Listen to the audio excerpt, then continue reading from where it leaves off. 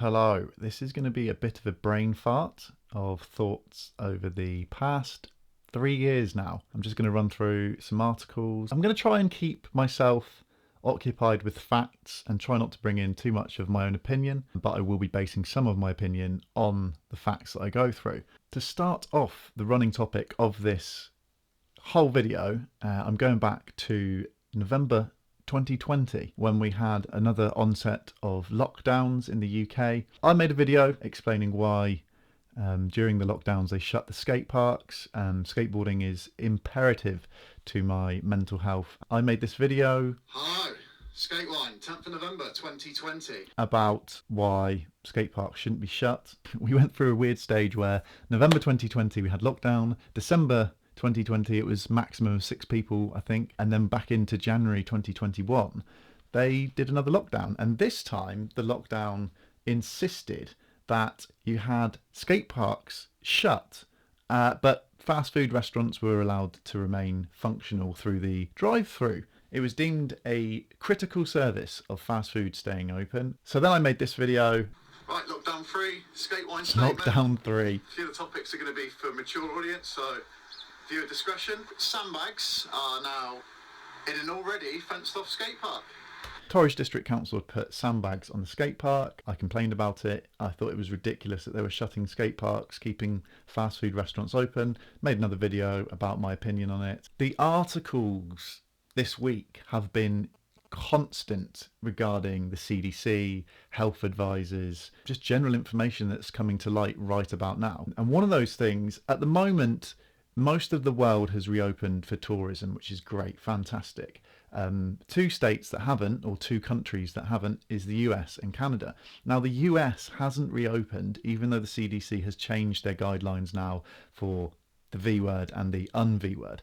This got me thinking, and a lot of people pointing this fact out, which I didn't know. So Djokovic has posted, sadly, I'll not be able to travel to New York this time for the US Open, and just goes on to thank his fans. And the comments regarding this tweet are so interesting because I did not know this. So the US Open website, you can go and check this out for yourself. The official sponsors, the official partners, you've got Moderna. Moderna are sponsoring the US Open, which obviously was a huge pharmaceutical brand in the last couple of years, making headlines with all sorts of things, sponsoring the tennis. And then you've got a tennis star that isn't allowed to enter, a world #1 tennis player not allowed to enter the US Open due to his personal medical history, which isn't even meant to be out in the open. I detest people knowing each other's medical circumstances. I think it should be remain private. On the back of that, you've got outlets like GB News now covering the fact that lockdowns may not have been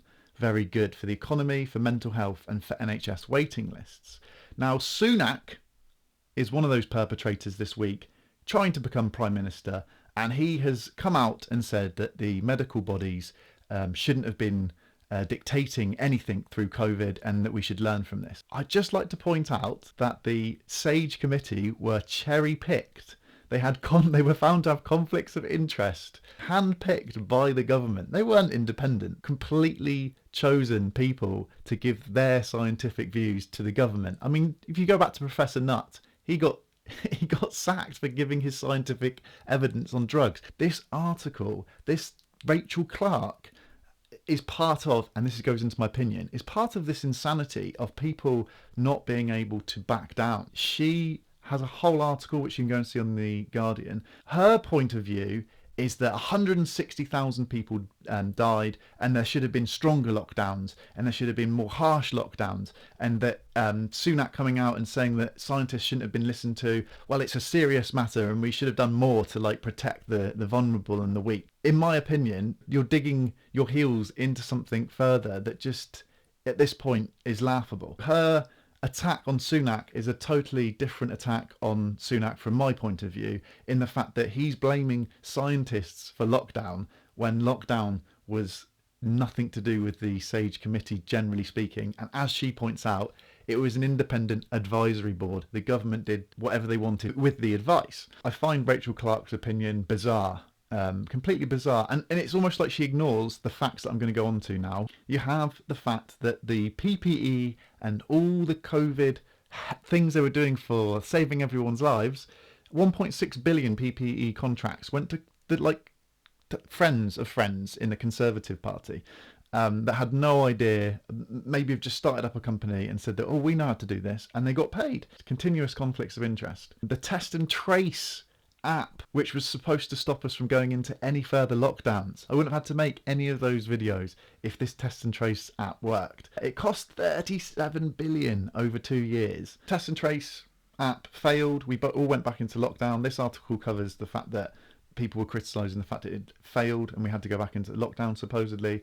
I think that the fact that the taxpayers had to pay £37 billion for an app, I mean, I don't know how much apps take to make, but that seems like an insane figure, especially when everyone in the UK was giving their private location data to a government-run app. I think that could start tiptoeing into Orwellian nature, whether you're trying to defend it for health and safety reasons or not. That is kind of scary. And then on top of this, I don't even need to cover this too much, but Sunak was one of the people who ignored their own guidelines. So he's complaining that they shouldn't have listened to the scientists, but he didn't listen to the scientists anyway, because he was one of the people who was found to be ignoring the scientific advice anyway. The other part of my videos that I made for the fact that skate parks got shut was my mental health suffered horrendously during the lockdowns, and I was just pushing for the ability to be able to go outside and skateboard at a skate park. The lockdown effects now, going back to GB News,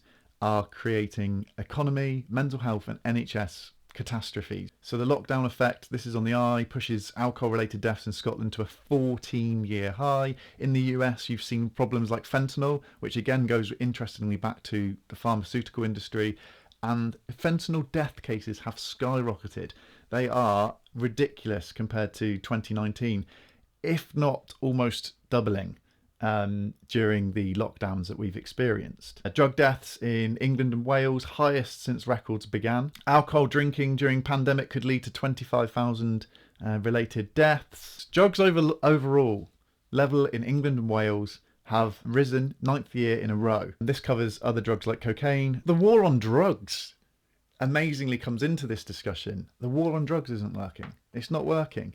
Sacking Professor Nutt from the previous government. The previous government and this government have done nothing different from the war on drugs. Statistically, deaths are getting worse, which surely means this war on drugs isn't working. Escalated drug-related deaths in the UK from the British Medical Journal. It's a public health crisis. On top of this, we've got excess deaths. Now, this article from the BBC tried to go through and explain why there's a sudden escalation of excess deaths, and they just don't know why. Hopefully, through many topics I've already covered, we can kind of see where excess deaths may be coming from. And the NHS waiting list now. I mean, the NHS, God bless its soul, it's disappeared. There's no such thing as the NHS now. The waiting lists have spiraled out of control, which again just shows how terribly managed it has been in the last couple of years by the current government. The current government have absolutely destroyed the NHS. The waiting lists have gone crazy, and the irony is it's a double-edged sword, because then people are going private. Good luck with the UK having an American system. And that also brings me nicely onto the Scandinavian countries did really well. Iceland, Norway, Finland, Denmark, they've got a good public health sector, and they've done really well during the COVID pandemic, which is incredible. The only real argument against Sweden now would be the fact that it is also publicly run, and Sweden, compared to Norway, which they always were doing in the media, wasn't that great with COVID deaths. But Sweden, COVID deaths rates among the lowest in Europe, despite avoiding lockdowns. Despite avoiding lockdowns and restrictions, they gave advice like Sage gave to the government. They gave advice to the Swedish population, and they said, look, this is what we suggest. And they suggested keeping contact to a minimum. They suggested so many things, but they didn't forcefully come down and say, that's it. And funny old thing, 3 years later, I mean, this article's from May 2022. Sweden death rate among the lowest in Europe, despite avoiding strict lockdowns. Sweden in the news got absolutely lambasted. Absolutely lambasted, because what they were doing was crazy. Another argument to bring into this is that the government actually ran Operation or Exercise Cygnus, which was a exercise to stress test the NHS. I believe it was carried out between 2015 and 2019. Not only did it fail massively, the government then tried to keep that operation or exercise Cygnus a secret.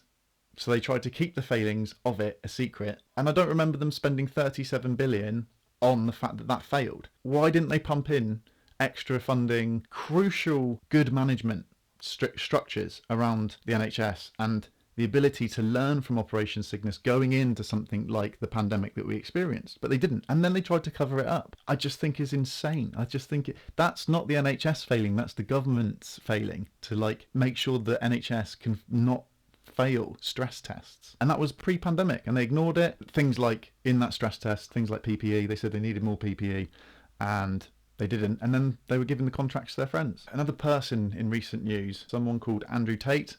I had to research him this morning and find out more about him. I'm not getting into him as a person, but he brings up in this video with Tucker Carlson. When I bought a private jet, there was no masks, no paperwork, no mask at the airport. When I landed, my air stewardess was not wearing a mask, my pilot was not wearing a mask. So whatever you think of Andrew Tate, whatever you've researched about Andrew Tate, just taking this point that he brings up here, when he got a private jet compared to when he was flying publicly, the restrictions disappeared. And he makes a point that the rich and the poor divide with COVID. The restrictions were completely ignored by the very wealthy. A video again that I made in December 2021 was pointing out the fact that my own constituency MP, Sir Charles Geoffrey Cox, he was flying to the British Virgin Islands for work during the fact that we were not only in lockdown but that we weren't allowed to go skateboarding at the local skate park, and he was flying off to the British Virgin Islands during these lockdowns for work, which again I cover in this video.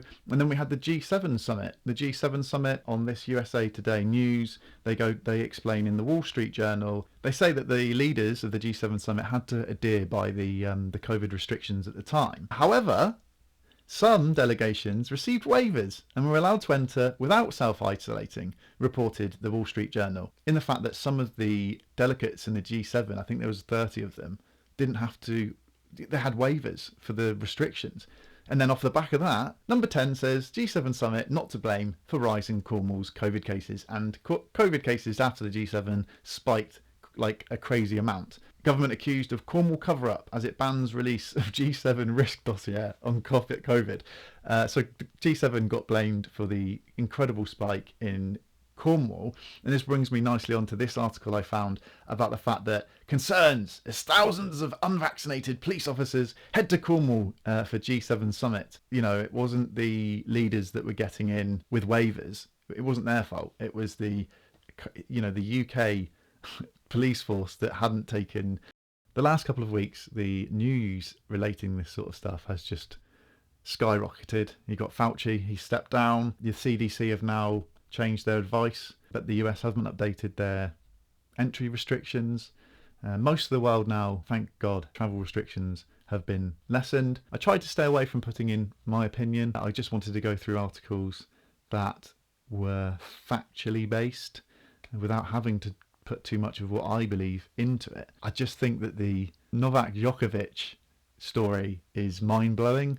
He's not allowed into a country due to his medical history, and one of the sponsors of the US Open is a medical industry. Is a pharmaceutical industry making money off of all these patents and drugs. It all seems to intertwine into a web of, I would say, corruption. It's just been absolutely 100% shoved in our faces in the last 2 or 3 years of how corrupt and how menacing these forces are with everything at the moment. I hope you enjoyed my take on the current affairs, current news. I tried to link it into the skateboarding world a little bit with the fact that, skate parks and skateboarding was really affected over the last couple of years with events not being able to run, not being able to go to your local skate park. If you agreed and you liked it, give it a thumbs up, share it with your friends. If you disagreed, agreed with any of the viewpoints, please comment below. If there's something that I've missed out that you think is important, please share it with me. Thank you for watching, and hopefully the next one will be less serious. Peace.